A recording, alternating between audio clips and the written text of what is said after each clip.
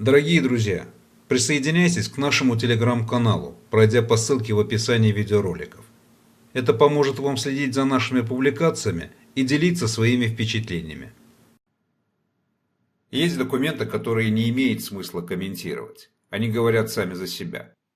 К таким документам относится докладная записка, подготовленная исследовательской службой Конгресса США под названием «Помощь США в сфере безопасности Украине», опубликованная 28 марта 2022 года.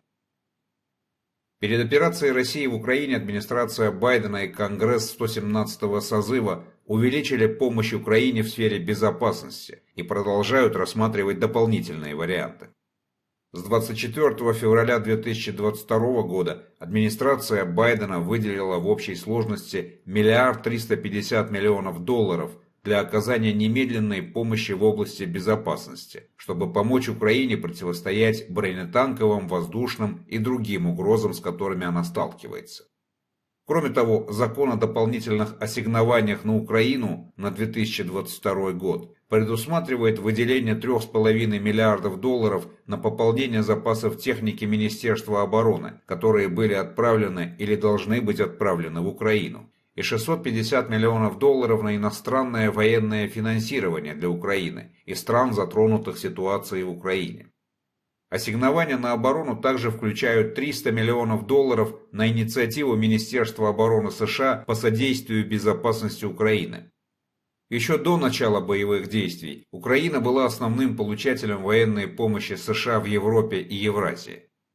С 2014 года по март 2022 года Соединенные Штаты выделили более $4 миллиардов на помощь в области безопасности, финансируемую Государственным департаментом и Министерством обороны, чтобы помочь Украине сохранить свою территориальную целостность, защитить свои границы и улучшить взаимодействие с НАТО. США использовали различные программы помощи в области безопасности и органы власти, чтобы помочь в укреплении обороноспособности вооруженных сил Украины путем обучения, оснащения и консультирования по нескольким расходным счетам.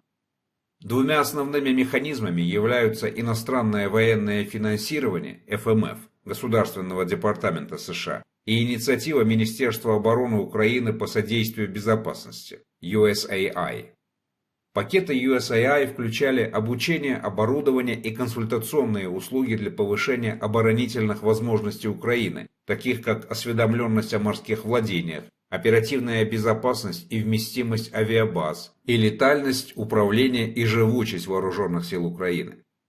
USAI также поддерживает киберзащиту и стратегические коммуникации для противодействия российским кибератакам и дезинформации. Большая часть ежегодных средств USAI зависит от того, подтвердят ли Министерство обороны и Государственный департамент прогресс Украины в ключевых оборонных реформах. Президентское полномочие по выборке средств PDA, в рамках которого президент может санкционировать немедленную передачу товаров и услуг из запасов США без одобрения Конгресса в ответ на непредвиденную чрезвычайную ситуацию, также предоставил Украине предметы обороны, согласно закону об иностранной помощи. В феврале и марте 2022 года администрация Байдена санкционировала выборку соответственно $350 миллионов, $200 миллионов и $800 миллионов. Кроме того, администрация ранее санкционировала использование средств в размере $60 миллионов США в августе 2021 года и $200 миллионов США в декабре 2021 года. Украина также получила помощь в соответствии с полномочиями Министерства обороны США по сотрудничеству в области безопасности, в частности в соответствии с разделами 333 и 332 части 10 свода законов США. Раздел 333 разрешает обучение, оснащение и мелкомасштабное военное строительство для определенных типов операций. Раздел 332 продвигает гражданский контроль над вооруженными силами и направляет гражданских советников в Министерство обороны США, в Министерство обороны Украины.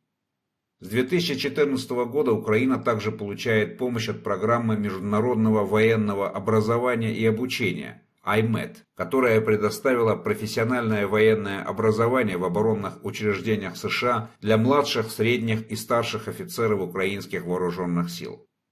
Через совместную многонациональную учебную группу «Украина», созданную в 2015 году, армия США и Национальная гвардия вместе с военными инструкторами из союзных США государств обеспечивали обучение, наставничество и доктринальную помощь вооруженным силам Украины перед войной на учебном полигоне на Западной Украине, который стал целью российского ракетного удара в марте 2022 года. Военные США также проводят совместные военные учения с Украиной. Отдельно силы специальных операций США обучали и консультировали украинский спецназ. Другая помощь в области безопасности, финансируемая Государственным департаментом и Министерством обороны США, включала поддержку уничтожения обычных вооружений, обеспечение безопасности границ, обучение сотрудников правоохранительных органов и возможности противодействия оружию массового поражения. Еще в 2014 году администрация Обамы предоставила Украине нелетальную помощь в обеспечении безопасности, такую как бронежилеты, каски, транспортные средства, приборы ночного и тепловизионного видения, тяжелое инженерное оборудование, современные радиостанции, патрульные катера, пайки, палатки, противоминометные радары, обмундирование, аптечки и другие сопутствующие предметы. В 2017 году администрация Трампа объявила о готовности США предоставить Украине летальное оружие. С 2018 года Украина использовала ФМФ, а также часть своих национальных фондов для закупки оборонного оборудования США, включая противотанковые ракеты «Джавелин» и патрульные катера Марк-6 через систему зарубежных военных продаж ФМС. Украина также использовала комбинацию ФМФ и национальных фондов для ремонта бывшего американского патрульного катера класса Coast Guard Island. Их было несколько штук, предоставленных в рамках программы Excess Defense Articles. Кроме того, Украина закупала огнестрельное оружие, боеприпасы и лазерное оборудование. Оборудование для визуализации или наведения непосредственно у американских поставщиков в рамках процесса прямых коммерческих продаж. По данным Министерства обороны США, пакеты USAI предоставили снайперские винтовки, реактивные гранатометы, радары против артиллерии, патрульные катера Марк-6, средства обнаружения радиоэлектронной борьбы и защищенную связь, спутниковые изображения с возможностями анализа, воздушные системы против беспилотных летательных аппаратов, система наблюдения за воздушным пространством, приборы ночного видения и оборудование для оказания медицинской помощи военнослужащим и процедур боевой эвакуации. По данным Белого дома, недавние пакеты КПК включали «Джавелин» и другие противотанковые системы, а также зенитные системы «Стингер», тактические беспилотные авиационные системы, гранатометы, стрелковое оружие, боеприпасы различных калибров и другое необходимое оборудование. Кроме того, администрация Байдена уведомила Конгресс о своих намерениях перенаправить вертолеты Ми-17, предназначенные первоначально для Афганистана в рамках программы EDA. Кроме того, администрация Байдена санкционировала передачу третьими лицами оборонных изделий и оборудования США из стран-членов НАТО и ЕС в Украину. С 2014 года политика США все больше сосредотачивалась на поддержке способности вооруженных сил Украины сдерживать Россию и защищать территориальную целостность Украины. Большая часть помощи США была сосредоточена на предоставлении систем и средств, которые украинская оборонная промышленность не может производить, а также на повышение устойчивости вооруженных сил Украины и способности поддерживать боевые действия. До войны правительство США направило группы для оценки способностей и потребностей украинцев. Официальные лица США с самого начала боевых действий продолжали получать запросы от Украины об увеличении помощи. Украинские официальные лица выразили заинтересованность в приобретении передовых систем, включая истребительную авиацию, противокорабельные и дополнительные средства противовоздушной и противоракетной обороны. Конгресс санкционировал или предлагал увеличить уровень финансирования существующих органов по оказанию помощи в сфере безопасности и внес несколько законопроектов, направленных на укрепление обороноспособности Украины. В дополнение к закону о дополнительных ассигнованиях для Украины, недавно предложенный закон отдает приоритет Украине в существующих механизмах передачи, ускоренной закупки и аренды средств обороны. Закон о защите суверенитета Украины отдает приоритет Украине по сравнению с другими странами для передачи оборонных изделий через EDA в 2022 финансовом году.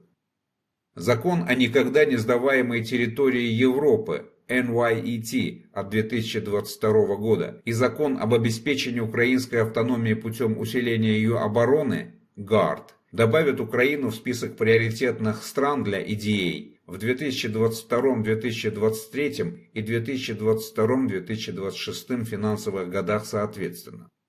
Версия HR 6367 закона GARD также временно допускает определенные привилегии, такие как более короткие периоды рассмотрения Конгрессом и более высокие пороговые значения в долларах в процессе FMS, и потребует от администрации представить стратегию поощрения, возмещения или иного стимулирования третьих стран с целью пожертвовать Украине излишки оборонной техники. HR-версия 6742 закона NYET будет включать положение о временном ускорении рассмотрения Конгрессом вопроса о продаже оружия Украине. Закон о защите суверенитета Украины также потребует от Государственного департамента сообщить о планах по повторной передаче оборонных статей, ранее выделенных для Афганистана. Закон Украины о чрезвычайных ассигнованиях от 2022 года предусматривает выделение $1 миллиарда на передачу Украине стрелкового оружия и легких вооружений, ранее выделенных для афганских сил безопасности, а также дополнительной военной техники США. Закон о суверенитете Украины и Закон о никогда не сдаваемой территории Европы NYET призывают правительство США использовать свои полномочия по аренде, включая бесплатную аренду. Закон о ленд-лизе для защиты демократии в Украине от 2022 года изменит положение в полномочиях по аренде оборонных статей, чтобы исключить Украину из определенных требований, таких как возмещение.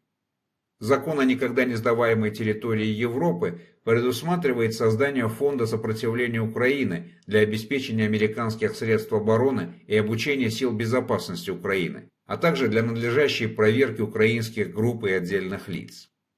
Закон о снабжении Украины средствами защиты от продолжающихся угроз со стороны России расширит помощь США в области безопасности и обмен разведданными с украинскими военными. Некоторые факторы, которые могут повлиять на скорость передачи, включают тип закупок, доступность и местоположение оборудования, а также соображения логистики, транспортировки и выпуска технологий. Кроме того, поскольку некоторые из рассмотренных выше законопроектов касаются более высоких пороговых значений долларовой стоимости и более коротких периодов рассмотрения Конгрессом или отказа от них, потенциально могут ускорить поставку оборудования.